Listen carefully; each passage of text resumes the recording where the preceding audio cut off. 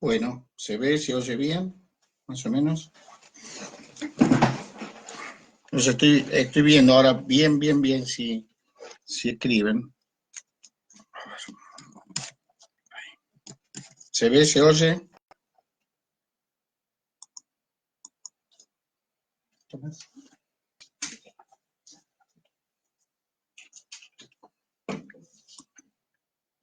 ¿Se ve, se escucha bien? Bueno, bárbaro. Entonces empezamos. Muy bien. Bueno, hoy vamos a empezar a ver un poco cómo es la política práctica, digamos así. La política práctica, si bien, o sea, de una forma científica, desde la ciencia política y no desde lo que sucede acá o allá, ¿no es cierto? Sino, pero analizando la dinámica política propiamente dicha, o sea, sin mucha, digamos así, antropología o cosas por el estilo, ¿no? Lo único que, bueno, sí, obviamente que, como vimos, en toda sociedad hay fuerzas, ¿eh? Estas fuerzas son prepolíticas, ¿eh? Son fuerzas sociales, todas las personas ejercen una actividad y en una medida esa actividad también va dirigida hacia los otros y en ese sentido son políticas, o sea, lo que uno hace, digamos, más allá de la familia, para ser un poco coherente, digamos, no podemos decir que la actividad política en la familia, o sea, que en una familia haya actividad política, me parece un poco pasado de rosca. Más allá de la familia, la actividad que se realiza construye esa comunidad, ¿está? Y en ese sentido hace política. Ahora hay un sentido más específico que vamos a ver ahora, que es cuando se dirige a específicamente lo público y vamos a achicar más todavía el tema y vamos a ver cuando dentro de lo público se dirige precisamente al Estado o a la organización política más importante, ¿tá? Puede ser la polis, puede ser el Estado, bueno. Pero nosotros nos vamos a referir no a cualquiera en el tiempo, porque sería un trabajo eh, de investigación para empezar, para ver cómo funcionaban las fuerzas políticas en cada época histórica, que obviamente no siempre fue igual, sino cómo funciona básicamente dentro de un Estado. O sea, que nuestro análisis va a ser limitado por cuanto no vamos a estar tomando un punto que es hoy en día importantísimo, que es cómo funcionan también las fuerzas políticas a nivel internacional. O sea, no es que lo estamos desconociendo, sino que, bueno, vamos a acotar el objeto de estudio a cómo funciona dentro de un Estado que forma parte de esa comunidad internacional, sabiendo que hay multitud de fuerzas políticas, le diría que la mayoría hoy en día en alguna medida tienen cierto alcance universal, ¿no es cierto? Eso de Greenpeace, piensa globalmente y actúa localmente, más allá de que ahora estoy yo un poco enojado con Greenpeace por distintas situaciones que no me terminan de convencer su posición en algunas cosas antropológicas, más allá de eso su visión es exacta, digamos, ¿no es cierto? O sea, hay que pensar globalmente y actuar localmente. Vamos a pensar en lo local. Y dentro de lo local, no necesariamente toda actividad o fuerza que uno realiza, incluso desde el poder, tiene por objeto al gobierno o al Estado. Muchas veces tiene por objeto a las empresas, muchas veces tiene por objeto, no sé, son relaciones intergrupos políticos. Pero vamos a ir limitando las fuerzas políticas, en el estudio de las fuerzas políticas, a aquellas fuerzas políticas que ejercen algún tipo de presión, algún tipo de demanda, o que la reciben, bueno, todos recibimos de parte del Estado, pero digamos más bien que ejercemos presión a través de distintas fuerzas políticas sobre el Estado. O sea, sobre el gobierno, pero jurídicamente sobre el Estado. Ahora, vamos a poder decir que hay fuerzas orgánicas, hay un montón de clasificaciones de las fuerzas políticas, ¿eh? Vamos a decir que hay fuerzas políticas orgánicas y fuerzas difusas. Esa es la calificación quizás más importante, ¿no es cierto? Las fuerzas políticas orgánicas, ustedes pueden decir, bueno, este es el jefe de esta fuerza política, tienen una estructura, tienen una organización, ¿ya? Tienen normalmente tienen órganos que la expresan, para ser claros, la CGT, la Iglesia, los bancos, la Asociación de Bancos, ya sean factores de poder, grupos de presión o grupos de interés, que después vamos a ver todo eso qué es, y las fuerzas políticas difusas.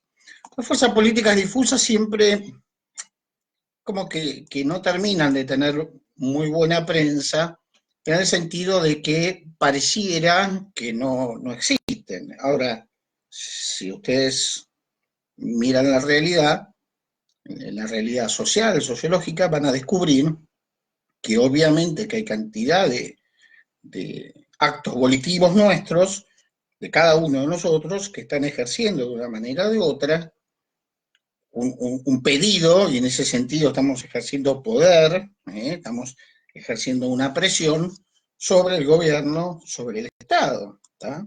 De última, las fuerzas políticas organizadas lo que hacen es organizar esas voluntades particulares, pero muchas veces no son orgánicas, muchas veces no son orgánicas y se expresan de distintas formas que ahora vamos a ver. Muy bien.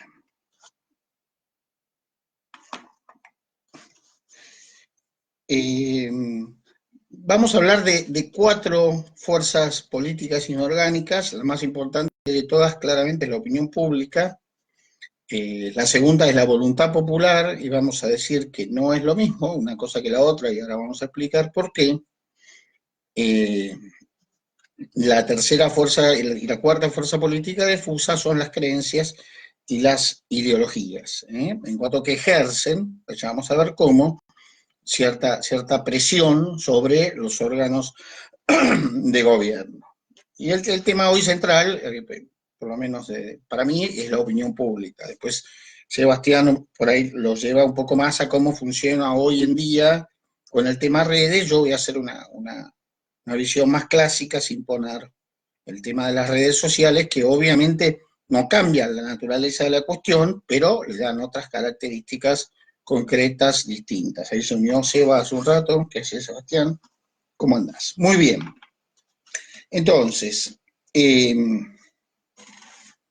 la opinión pública es una fuerza política inorgánica. Ahora, si ustedes lo piensan, cuando ustedes hacen algún tipo de reclamo sobre el gobierno, solos o en general a través de otros y juntos están diciéndole al gobierno queremos tal cosa, es una fuerza política consciente. O sea, uno sabe perfectamente, la persona, qué es lo que quiere. Lo que pasa es que lo que uno quiere o presiona, a veces presiona para un lado, a veces presiona para otro. O sea, las opiniones públicas varían, es una fuerza política muy variable y que no se puede medir desde lo individual, sino que hay que medirla desde lo grupal. Y acá viene la pregunta, ¿es la opinión pública una fuerza política? Esa es la gran, en el fondo es la gran pregunta, ¿no? Y hay 2 Bourdieu, Georges Bourdieu y Pierre Bourdieu. Pierre Bourdieu va a decir, la opinión pública no existe. ¿Ah? Y Georges Bourdieu va a hacer toda una teoría muy interesante sobre la opinión pública a la que adhiero. Pero también hay que tener en cuenta la descalificación sobre la opinión pública, que no es menor, o sea, y hay cantidad, ¿no es cierto? Además de Pierre Bourdieu, hay Bourdieu, perdón, hay muchos más. Ahora, él a qué apunta, él empieza diciendo Bourdieu, digo, ¿no? Para así damos el primer pasito de decir, bueno, esto existe. Él apunta a que las encuestas en realidad son manipuladas, para decirlo fácilmente. Está que cuando uno pregunta una cosa, ya está diciendo de alguna forma cuál es la respuesta, que la respuesta está muy influida por el lugar social en que uno se encuentra y que se pregunta, y incluso se dan a conocer y se hacen estas preguntas con intencionalidad política, que hace que no pueda de ninguna forma ser considerada la opinión pública como una fuerza política, porque justamente es manipulada desde el poder. Entonces, no hay fuerza, no hay presión, más bien al revés.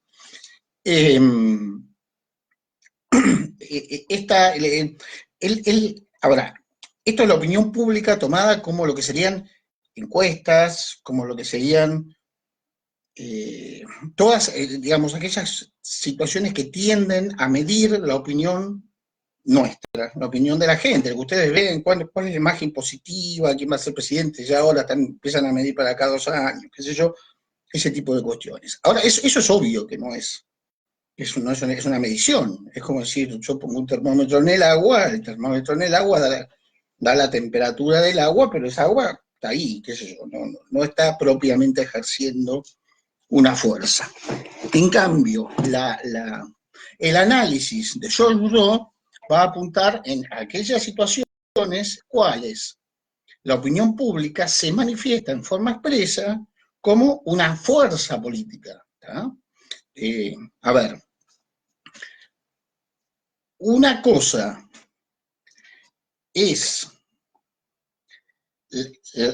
la opinión publicada, o que yo publique una encuesta, o mande a hacer una encuesta, incluso con la mejor buena voluntad para conocer qué piensa la gente de algo, y otra cosa es efectivamente cuando esa gente piensa algo y ejerce presión. Y ejerce presión no por los carriles normales y habituales, quiero decirlo, parte de las instituciones, sino que ejerce una presión de una forma difusa. Hace poco tuvimos un ejemplo concreto, o sea, el tema de que los presos podían salir, qué sé yo, por el tema del coronavirus, que iban a salir todos, la gente se puso en contra. Y eso va más allá de que algún medio lo tomó o algún medio lo manejó, lo haya tomado un medio o no, lo haya tomado otro a favor, otro en contra, algún diario de acá, un diario de allá, quien lo haya empezado, si en las redes hubo gente que lo manipuló, lo que dijo un partido, lo que dijo otro, en realidad fue un consenso social, pero no fue un consenso social en forma de presión, decir, no, esto no va, esto no va.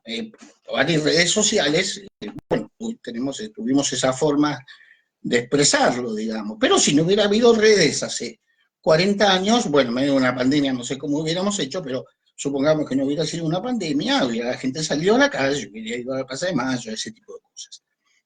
La gente no quería eso, pero no quería, no solamente como una opinión así largada al voleo, sino que ejercía presión, o ejerció presión sobre el gobierno. Si haces esto, yo no te quiero más. No te quiero más, listo.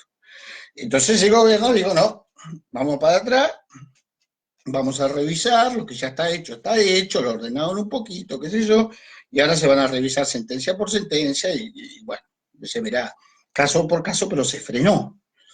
Y eso no fue en realidad un partido u otro, no fueron, sí, no existen los partidos, no fueron en este momento, no están funcionando como tales, apenas hay algunas personas que dicen algunas cosas.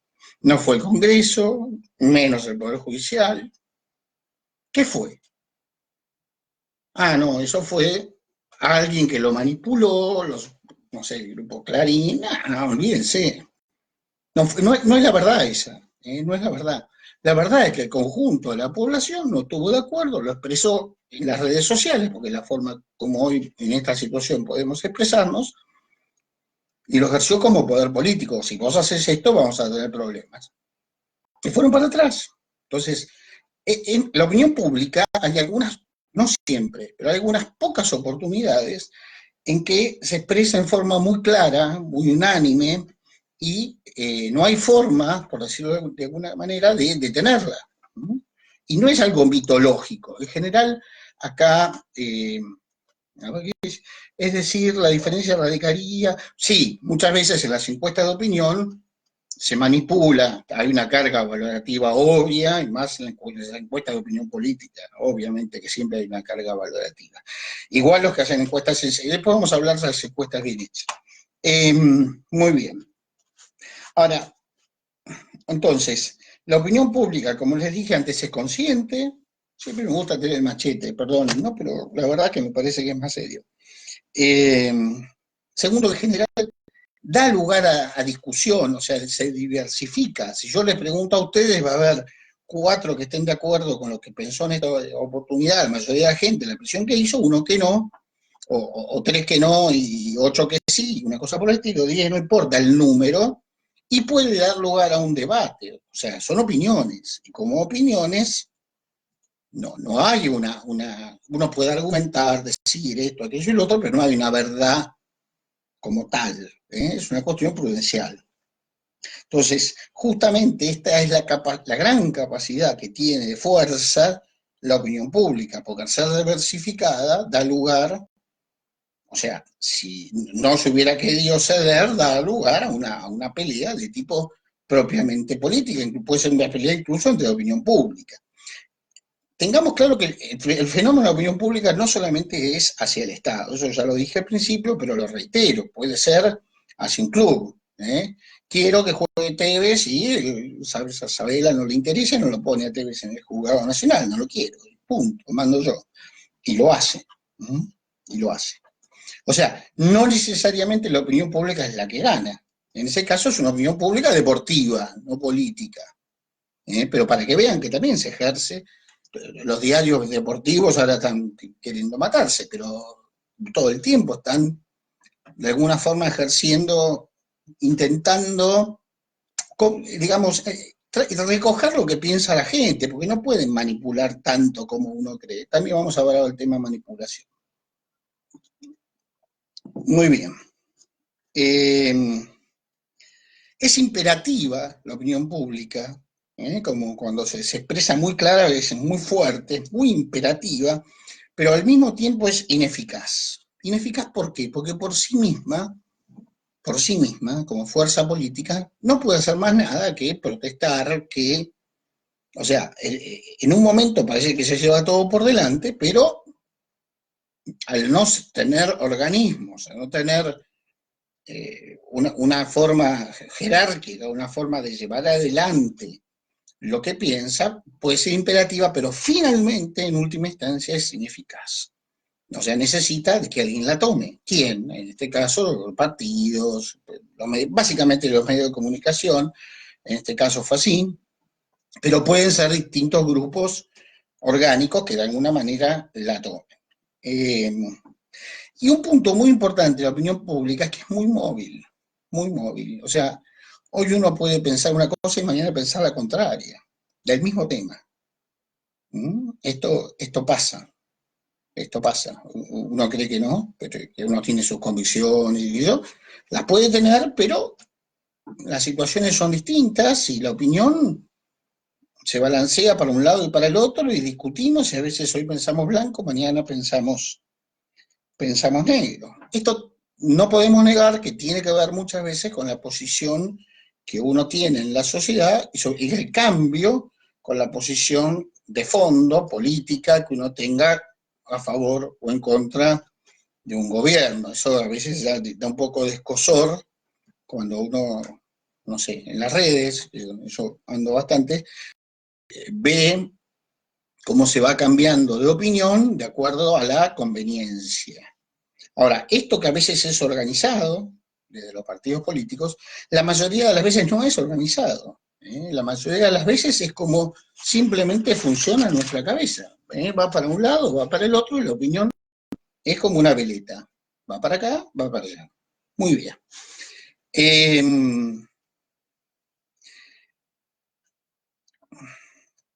el, hay una frase muy dura que tiene Sartori, dice el pueblo más inteligente, no, el pueblo más inteligente puede tener la opinión más imbécil, está hablando de cuando dijeron a Hitler, o sea, la opinión no es algo necesariamente muy racional, en general es más bien sentimental, no es que se hace un estudio empírico que hacemos, es como sentimos la cosa y como la sentimos, hacemos fuerza porque creemos que eso es lo que hay que hacer, ¿verdad? Que algo es lo que hay que hacer. Bueno, eh, acá digamos, problema que tiene la opinión pública es en la medida en que se baja la capacidad de comprensión del conjunto del pueblo. ¿Tá? Si el conjunto del pueblo tiene poca capacidad de entendimiento de las cuestiones políticas, su opinión va a ser la de un chico enojado con algo y bueno. En general, además, esto es así. ¿Por qué? Porque no tenemos una real formación cívica. No la tenemos. Tenemos una formación cívica colegial, digamos, que dice esto debe ser así, esto debe ser así, tres, cuatro cosas básicas, más lo que viene por nuestra posición social, más lo que viene por la historia de nuestra familia, digamos. Eso juega muchísimo en nuestras opiniones, pero a ver, si uno salvo que la persona sea un sabio, sabio en el sentido de sabiduría de conjunto, en general, incluso los profesionales no tienen una opinión política que entienda cómo funciona la política. Si yo hablo con ustedes hoy, espero poder hablar de acá 2 o 3 semanas, 4, y si hablo con ustedes hacia 3 meses de cualquier tema, seguramente hoy ya tienen una cierta profundidad de cosas, ya tienen la historia, ya tienen algunas cosas sabidas de filosofía política, y empiezan a ver la dinámica, y cuando terminen el curso van a entender cómo funciona. Entonces, su posición no va a ser ingenua, no va a ser ingenua. Muchas veces, gente que es muy capaz en un montón de temas, en política es absolutamente idónea, es infantil, es ingenua, y no entiende de lo que está hablando. Es como si a mí me pusieran a operar, yo no sé operar. O como si a mí me pusieran a curar gente que está mal de la cabeza, yo no soy un psiquiatra, o sea, no, qué sé yo, puedo decir, bueno, a mí me parece que no sé, tiene tal problema y lo que necesita es una palmada en el hombro, por ahí lo que necesita es otra cosa. O sea, es ingenua esa posición mía en algo que yo no conozco y es una mera opinión. Bueno, le pasa en general lo mismo a la mayoría de la gente. Y esto es así. O sea, no puede ser de otra manera, porque no todo puede ser cientista político, ni mucho menos, y aún los cientistas políticos se pueden equivocar muy feo. Lo que sí, si hay una mayor educación política, esa opinión pública va a ser una opinión pública más informada, más preparada, como para que al menos tenga una cierta consistencia y no varíe de una manera brutal de un lado para otro permanentemente. Bueno, hay 2 modelos de cómo se forma esta opinión pública según Sartori. Aquí ya vimos. Político liberal, digamos, para los liberales, políticos, es central la existencia de una opinión pública, porque dicen, bueno, el gobierno de las mayorías, las minorías, todo lo que vimos de cómo es la dinámica de una democracia, se fundamenta en última instancia en la existencia de una opinión pública libre, una opinión pública libre.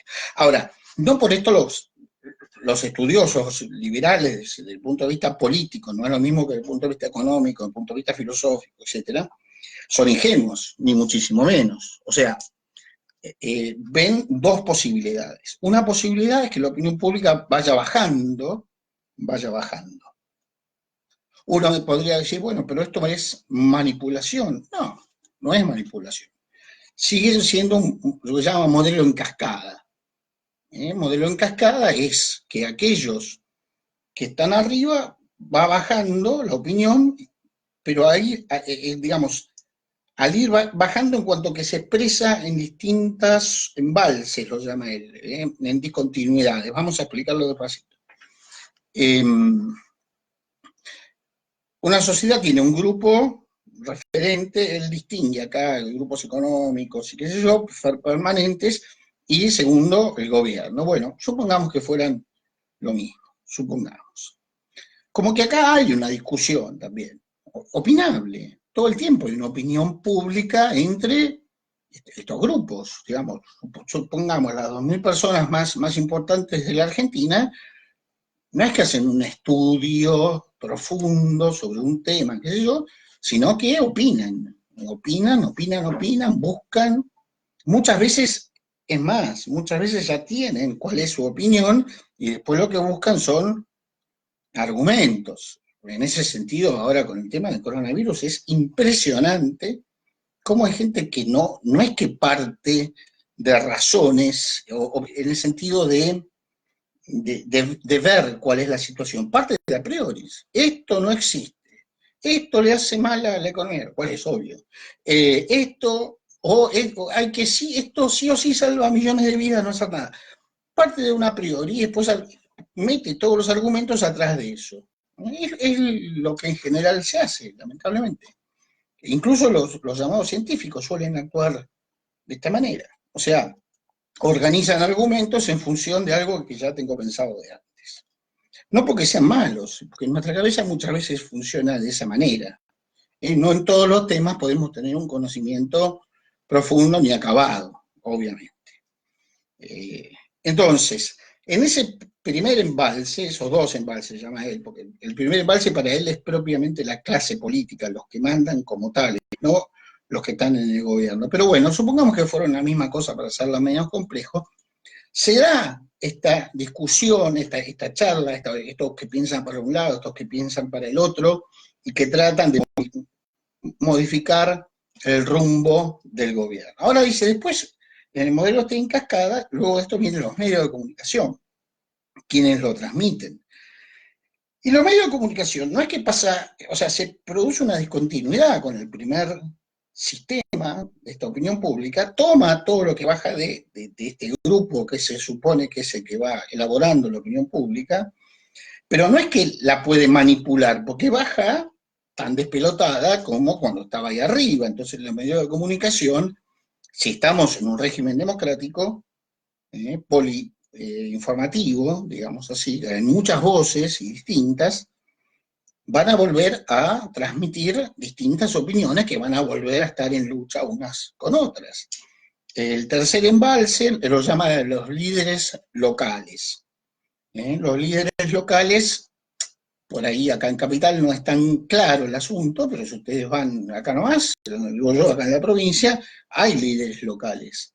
Y en el interior muchísimo más, y en los pueblos muchísimo más. O sea, y se vuelve a dar esta confrontación. No es que los líderes locales no piensan. No es que el jefe del partido manda y los otros no piensan. No es que el dueño de Clarín dice una cosa y todos la hacen. No. Se vuelve a dar una discusión. Hasta acá es lo que él llama Sartori la parte propiamente política. Lo que él ruega que haya al menos un 5% de personas que entiendan de lo que están hablando. No que no tengan opiniones distintas, pero se equivoquen como quieran, pero que conozcan de lo que están hablando en cuanto que están haciendo política.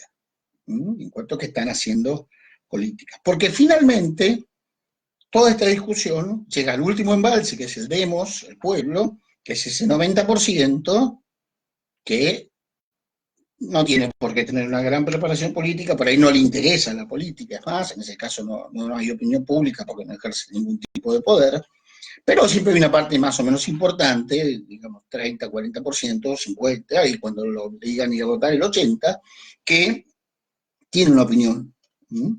Ahora, lo que dice Sartori, que si no hay un mínimo del 5% de gente preparada, la opinión va a ser cada vez más endeble, ¿no es cierto? Más endeble. Homo Videns, nunca le subí el video, pero en Homo Videns él lo que muestra es eso, como ya pide el 3%, ya no pide ni el 5%. Muy bien. Esta mezcla continua, entonces, es como que se neutraliza a veces una opinión frente a la otra. Por eso es que no todo el tiempo la opinión aparece así como una cuestión que se lleva todo por delante. Se van, en cada lugar se van neutralizando. ¿Qué es mejor? Un sistema de jubilación así o así, o un sistema, y se neutralizan. Hay pocas veces en que la opinión pública es, casi diríamos así, unánime y como fuerza política se lleva todo puesto. Muy bien. Hay otro sistema que pensarlo al revés, es pensarlo como una ebullición, algo que viene de abajo. Rumores, charlas, clubes donde se piensa, determina qué barbaridad esto que hicieron, O qué lástima que no hagan tal cosa, o qué cosa, cómo puede ser que... digamos, esa pequeña opinión que parece muy chiquitita y suelta, hay algunas oportunidades, no, muy pocas, pero hay algunas pocas oportunidades en que es irresistible cuando avanza. La ebullición cuando avanza es una ola que se va haciendo más grande, más grande, más grande, más grande y se lleva todo puesto. Por ejemplo, le pasó a De la Rúa. En la Rúa se lo llevó. Pues podrán decir, bueno, en realidad había un grupo, Rucauf estaba operando en la provincia, y Rico salía a caballo para que no... Son todos anécdotas, anécdotas. La opinión pública, en el momento que dicta el estado de sitio, dice, este está loco, y la gente sale a la calle. Y sale uno que era de izquierda y el otro que era liberal, y ni saben qué piensa cada uno, van los dos juntos, no digo de la mano, pero van a Plaza de Mayo a pedir que se vaya. Al otro día aparecen fuerzas políticas ya organizadas, pero como primer momento es una opinión pública impresionante, irresistible, ¿eh? Es irresistible. Ahora, esa opinión pública, como les dije, en ebullición, irresistible, después es ineficaz. ¿Eh? ¿Se acuerdan? Bueno, ustedes eran muy chicos, pues hacían asambleas en los barrios y qué sé yo, como si fuéramos a ser gobernados en una especie de grupos de, no sé, soviets, no sé cómo llamarlo, asambleas barriales. Bueno, como que esas eran las que gobernaban, era un caos el país, era un caos. Obviamente, finalmente hubo que, o sea, que se vayan todos, está bien, se fueron, pero por suerte no se fueron todos, quedaron gobernadores, quedaron algunos que más o menos organizaron el país, pero el país se quedó sin poder político central. Tanto es así que el sucesor del Real, que fue Duhalde, elegido por el Congreso, ¿cómo hace para gobernar? Se reúne. A veces, yo me acuerdo una vez que tuvo una semana reunido con los gobernadores. ¿Por qué? Porque los gobernadores la gente les reconocía cierta legitimidad y al Poder Central no se la reconocía. Entonces hay algunas veces que la opinión pública es una cosa complicada. Por ejemplo, cuando vino lo de las Malvinas, les quiero mostrar lo cambiante que es, ¿no? Un mes de empezar la guerra, todavía no pasaba nada. Viene Haig, que es el comandante el comandante, no, el ministro de Relaciones Exteriores, digamos, norteamericano, se llena en la Plaza de Mayo a favor de ir a la guerra, de apoyar a Galtieri, qué sé yo. Un mes y medio después, nos habían dado una buena paliza, pero no la conocíamos, en el fondo no la conocíamos, viene el Papa al medio, qué sé yo, se va el Papa, Galtieri vuelve a convocar a Plaza de Mayo y convoca para seguir la guerra. En un mes y medio se dio vuelta totalmente la opinión pública, no fueron ni 5.000 personas, y a las que fueron las persiguió la misma policía. Se quedó sin sustento, listo. La opinión pública varía, no es una fuerza política que uno pueda decir, yo tengo esto de imagen, la imagen importa poco en política, lo que importa es la fuerza real, y la fuerza real varía, varía. Muy bien. Otro punto que es central y también sirve para analizar un poquito la opinión pública, ¿cuál es el grupo de referencia de los que están lanzando una idea? O sea, normalmente nos movemos todos o tendemos a pensar de acuerdo a nuestras tradiciones familiares, a gustos más o menos, no digo permanentes, pero a gustos, a sentimientos. No es algo muy racional todo esto que estoy hablando, es como ocurre en la realidad. Entonces, lo que va a decir Sartori acá, que hay un requisito para que todo esto funcione así en una democracia, que es el policentrismo informativo. Libertad de pensamiento, libertad de expresión y libertad de propagación. ¿tá? O sea, que una dictadura como tal, en un populismo fuerte, en un populismo al estilo Chávez, Maduro, ahí sigue habiendo fenómenos de opinión pública de un lado y del otro, qué sé yo, o sea, tiene que ser muy fuerte, ya tiene que ser una dictadura tipo o sea, donde no hay una oposición a la vista, no hay una opinión pública en contra, como Cuba o Corea, eso ya es un totalitarismo. En ese caso no hay una opinión pública libre y no se ve. Sigue existiendo, sigue existiendo como rechazo al régimen, no todo. Puede haber rechazo o no haber rechazo, pero cuando hay rechazo, el rechazo es opinión pública, la gente habla una con otra y aunque no lo pueda escribir o publicar en Facebook, todo el mundo sabe que están todos en contra, ¿ya? Y todo el mundo sabe, y escribe como si no pasara nada y todos saben que están en contra y se están entendiendo que están en contra, pero que no pueden hablar porque pierden el laburo, bueno, lo matan, según el tipo de situación. Muy bien. Los problemas de la opinión pública es obvio que es la pobreza informativa muchas veces, la desinformación, ya esto es más grave, porque uno toma partido por algo sin estar informado, porque una información falsa, expresamente diseñada para ser falsa, manipular, no tendenciosa, ¿está? Pero acá insisto, el problema más complicado es la insuficiencia cualitativa, o sea, es la falta de formación política de ese pueblo que no puede distinguir entre una noticia verdadera y una noticia falsa. Lo cual cualquiera que un poquito más o menos se da cuenta qué cosa puede ser y qué cosa es una estupidez campante, digamos. O sea, hay cosas que no admiten duda. Sin embargo, gente muy inteligente y capaz en su área se las traga. ¿Tá? No solamente porque es información falsa, sino a veces porque esa es la opinión que está dando vuelta. Muy bien. Schumpeter es el que dice esto, que es un realista de la política, que en el campo político los especialistas, cuando entran al campo político, inmediatamente son infantiles. Así lo dice de una manera un poco brutal. ¿Por qué? Dice, porque en última instancia uno tiene que ser un gran simplificador, no puede ser un analista político, no todo el mundo se dedica a estudiar la política. No me quiero extender porque así llego en horario. Vamos a decir solamente que la voluntad popular, o sea, el momento en que se vota, no tiene nada que ver con una encuesta de opinión. ¿Mm? Una encuesta de opinión está manipulada, etc. Acá lo que se elige es quién vota, uno elige a quién gobierna, o uno elige quiénes me representan en el Congreso, eso es lo que se está eligiendo. En algunos países además se eligen leyes. En California se puso y se sacó el matrimonio homosexual varias veces, por ejemplo. ¿Está? Entonces ahí también hay un fin específico. Pero eso no es opinión pública. Eso es voluntad popular. La voluntad popular se ha expresado y ha dicho que va a mandar este.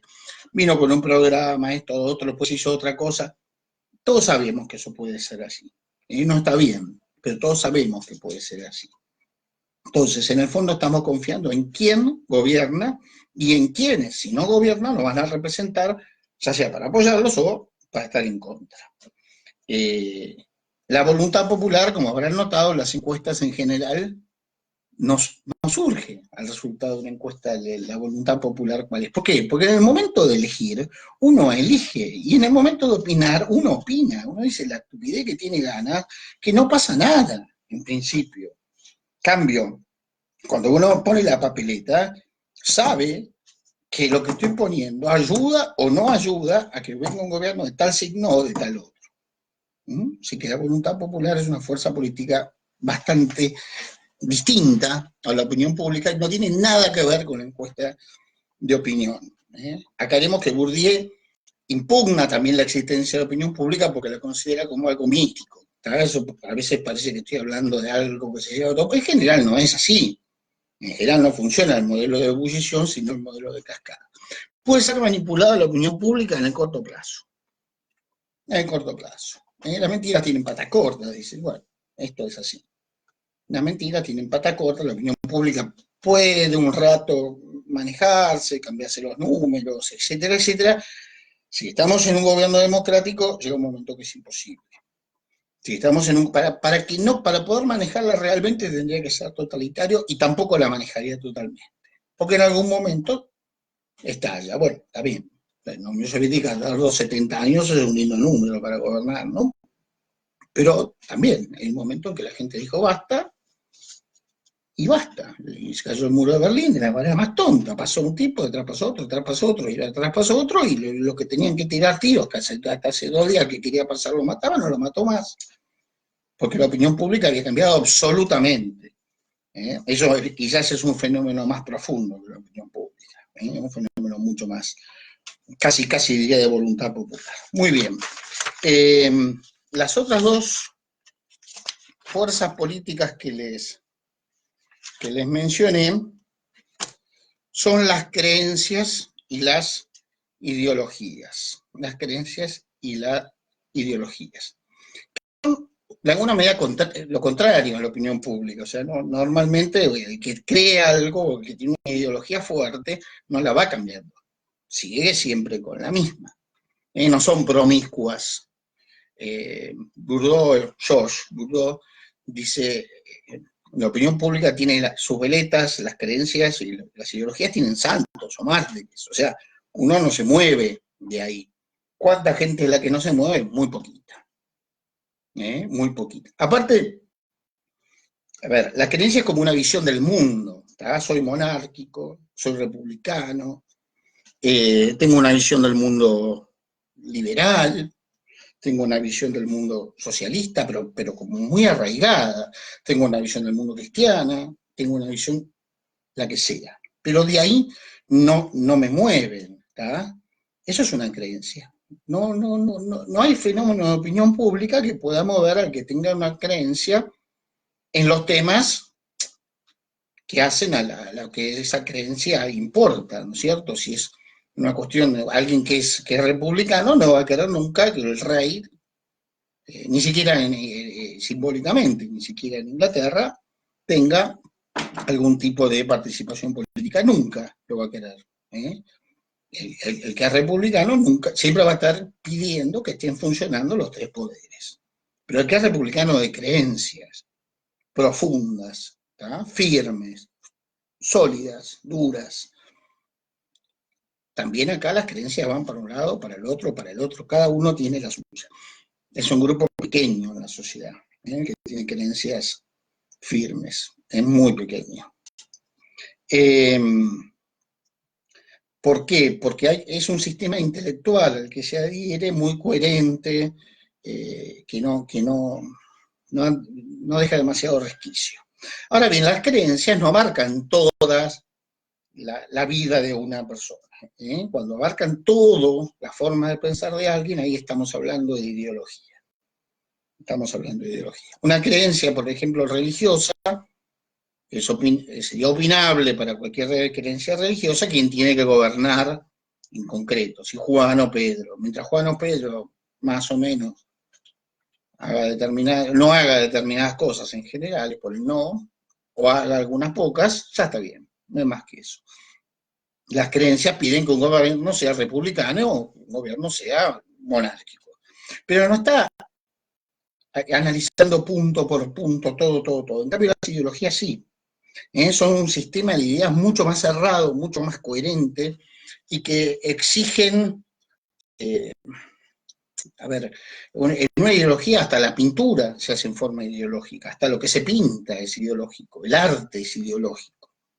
¿Tá? Uno puede ser judío y no necesariamente pintar motivos judíos, puede pintar paisajes, ¿tá? No tiene por qué estar expresando ahí su amor a Dios, a Jehová, o qué sé yo. Uno puede ser cristiano y hubo una época en la Edad Media que se pintaba básicamente cuestiones religiosas, pero eso no tiene por qué ser así, no puede ser cualquier cosa. En cambio, las ideologías, cuando llegan al gobierno, en general, son por medio de un gobierno totalitario o autoritario, y tienden a formar un todo coherente de ideas, muy fuerte, indivisible, por decirlo de alguna manera. Incluso movilizan la historia a favor de su proyecto, hacen una relectura de la historia a favor de su proyecto. No es que opinan que, bueno, qué sé yo, la política de Rivadavia no me gusta mucho porque echó a los 4 jesuitas que quedaban acá escondidos, no quedaba ninguno, pero bueno, supongamos. Y Sarmiento en educación fue bueno, pero tenía algunas cosas que eran medio antipátricas. No, eso es una posición desde una creencia, desde una ideología, son en bloque. ¿Está? Soy liberal y lo defiendo a Sarmiento, no hay espacio para otra cosa. ¿Mm? Soy populista y lo ataco a Sarmiento y no hay espacio para otra cosa. O sea, soy un gran simplificador, soy dogmático, modifico la historia, porque la historia nunca es blanca o negra, jamás. ¿Eh? Es sectario en alguna medida, se manejan como una secta. Las sectas se manejan de esa forma. O pongo todos los pies en el plato o estoy afuera. Bueno, conclusión, señores, espero que ustedes formen parte de ese 5%, 10% de gente que entiende la política. No se asusten cuando un día estén de un lado, otro día estén del otro, en opiniones, porque es normal, pero tratemos de tener algunas creencias mínimas como para no poder ser manipulados ni siquiera en el corto plazo y como para tener una visión del mundo coherente que haga, que construya bien común, más allá de quien tenga o quien no tenga el poder. Si hay alguna preguntita, acá hay una que dice, ¿cuál es la primera fase? Bueno, supongo que habla del modelo en cascada. El modelo en cascada, la primera fase para Sartori son la clase política en un sentido más profundo, económica, religiosa, sindicatos, etcétera, ¿no es cierto? Políticos, pero aquellos de fuste, más allá de que estén ocupando un cargo o no. Alfonsín durante años no ocupó ningún cargo, había que preguntarle todo. Y la segunda fase sería quienes ejercen el gobierno. Los temas de parciales no me pregunten porque todavía no sé cómo va a ser. Ahora, este fin de semana les tiro otras 8 preguntitas más, fui tranquilo, algunas faltan que les devuelvan, Santiago y yo ya devolvimos todo, Santiago no, Sebastián y yo, y Santiago creo que devolvió algunas, no sé, bueno. Creencia no me quedó muy claro, profe, y creencia, a ver, vos tenés que adherir a un sistema de ideas, pero que no abarca el conjunto de tu vida total y absoluta. Vos sos, por ejemplo, vos sos, ya te dije, republicana, vos querés en la división de poderes, vos querés, o democrática, o por el contrario, no es por el contrario, o tenés una visión básicamente popular, entonces bueno, la división de poderes a veces puede aflojar un poco porque es necesario por el bien del pueblo, y el que es republicano lo hace nunca, esto es imposible, ¿eh? Eso es creencias. O sea, o una cosmovisión cristiana, o una cosmovisión, ¿ah? Son visiones fuertes de las cosas, pero no son ideológicas. Ideología es lo que fue el marxismo, lo que fue el nazismo, lo que es hoy el neoliberalismo. No se puede hablar con esta gente, porque siempre te da vuelta la cosa y te vuelve a repetir lo mismo. El que no te repite lo mismo, el que razona con vos, no es neoliberal, es liberal. Aunque razonemos al revés, pero puede soportar que otro le diga lo contrario. El que es populista es ideología. El que es popular no, puede hablar, charlar, ir, volver, es una creencia. Cuando ello se cierra y no admite duda alguna, no admite espacio de discusión, es una secta, y todo se usa o se aprovecha en función de ese pensamiento. Es complicado porque es un no pensar en realidad, ¿no es cierto? Es un repetir.